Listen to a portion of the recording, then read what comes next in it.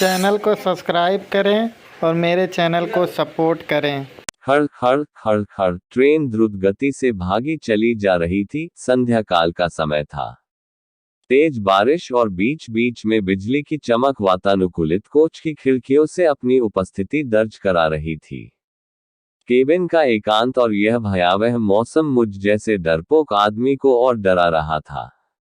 थोड़ी देर बाद गाड़ी के पहियों की रफ्तार कम हुई और एक मध्यम से स्टेशन पर गाड़ी रुकी। बारिश इतनी ज्यादा थी कि मैं स्टेशन का नाम नहीं पढ़ पा रहा था। मैं अपने केबिन में अकेला था और इस उधेड़बुन में था कि कोई सहयात्री आए जिससे वार्तालाप करते करते आगे का रास्ता आसानी से काटा जा सके, और एक अंदरूनी भय जो मेरे अंदर जागृत हो चुका है उससे मुझे निजात मिल सके। तभी किसी ने केबिन का दरवाजा खटखटाया और एक शांत सा दिखने वाला व्यक्ति केबिन में दाखिल हुआ।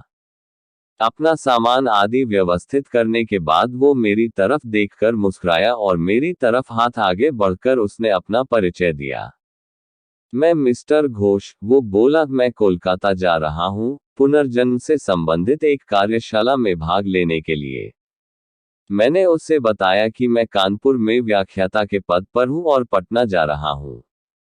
उसने कुछ खाने का सामान निकाला और मुझसे भी खाने हेतु आग्रह किया, किंतु मैं बहुत ही सशंकित व्यक्तित्व का प्राणी।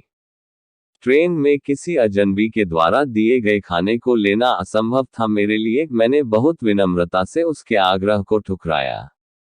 वो भी कम उस्ताद नहीं था। कसकर हंसा और बोला, संशय कर रहे हैं मेरे ऊपर? अभी तो कुछ नहीं, देखिए आगे क्या क्या होता है। उसके यह शब्द सुनकर मुझे सांप सूंघ गया, किंतु मैंने किसी तरह अपनी घबराहट को छिपाया। कोई स्टेशन आने पर वो उतरता और ट्रेन चलने के बाद किसी दूसरे कंपार्टमेंट से चढ़कर फिर आ जाता। पूछने पर बोलता कि बीच बीच में रेलवे की नौकरी भी कर लेता हूँ। थोड़ी देर बाद मैं और वह विभिन्न विषयों पर चर्चा करने लगे। उसने पुनर्जन्म से संबंधित बातें प्रारंभ की और पुनर्जन्म को अंधविश्वास बताया। थोड़ी देर बाद उसने मुझसे पूछा कि क्या आप भूत प्रेत पर विश्वास करते हैं। मैंने कहा बिल्कुल। वो जोर से हंसा और बोला, यह सब बकवास है। मुझे भूतों पर विश्वास था, किंतु वो भूतों के अस्तित्व को नकारता रहा। रात अपने यौवन पर पहुंच चुकी थी। चर्चा उपरांत मैं वातानुकूलित प्रथम श्रेणी के कक्ष में सोने का प्रयास कर रहा था। अचानक मुझे ऐसा अनुभव हुआ कि कोई मेरे गले पर गर्म अंगार रख रहा है। मैं हड़बड़ा कर उठा। कहीं कोई नहीं, मेरे अलावा उस कक्ष में मेरा वही सहयात्री था जो सामने की बर्थ पर लेटा घोड़े बेंच कर सो रहा था। मैं फिर सोने का प्रयास करने लगा। अभी आंख लगी ही थी कि मुझे अपने पेट पर बहुत तेज दबाव और हंसने की तेज आवाज सुनाई दी। मैं घबराकर उठा तो देखा कि सहयात्री बर्थ पर नहीं था। लगभग 1-2 मिनट बाद वो आया और बोला, जनाब सोए नहीं। मैंने अपनी घबराहट रोकते हुए उससे कहा, अभी नींद नहीं आ रही, और मैंने अपने बैग से एक मैगजीन निकाली और पढ़ने का नाटक करने लगा।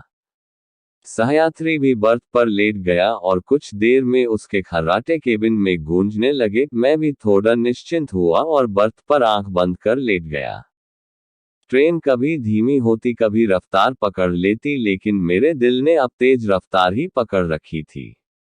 भय और घबराहट के कारण लघुशंका की इच्छा अपने आप जीवित हो जाती है, और मैं टॉयलेट की तरफ मुड़ा।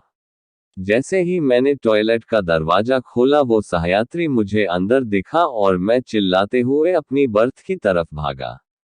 अल्पविराम देखा तो वो सहयात्री इत्मीनान से अपनी बर्थ पर सो रहा है। मैंने घबराहट में उसे जगाया। वो बोला, अरे क्या हुआ? इतना मासूम लग रहा था।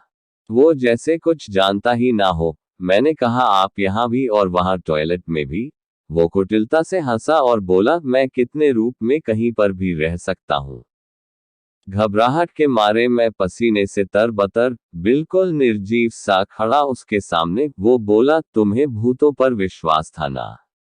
तुम्हें तुम्हारे विश्वास का प्रमाण देना था। तुम्हारे जैसे लोगों के कारण ही हम भूत पिशाच लोगों का अस्तित्व है। इतना कहकर वो मेरी आंखों के सामने से अचानक गायब हो गया। मैं डर के मारे अवाक और निर्जीव सा अपनी बर्थ पर बैठा था। तभी केबिन के अंदर टिकट निरीक्षक आया। उसका चेहरा देखकर मुझे बेहोशी छाने लगी, क्योंकि यह वही सहयात्री था मेरा, और वो टिकट चेक कर मुस्कुराता हुआ चला गया।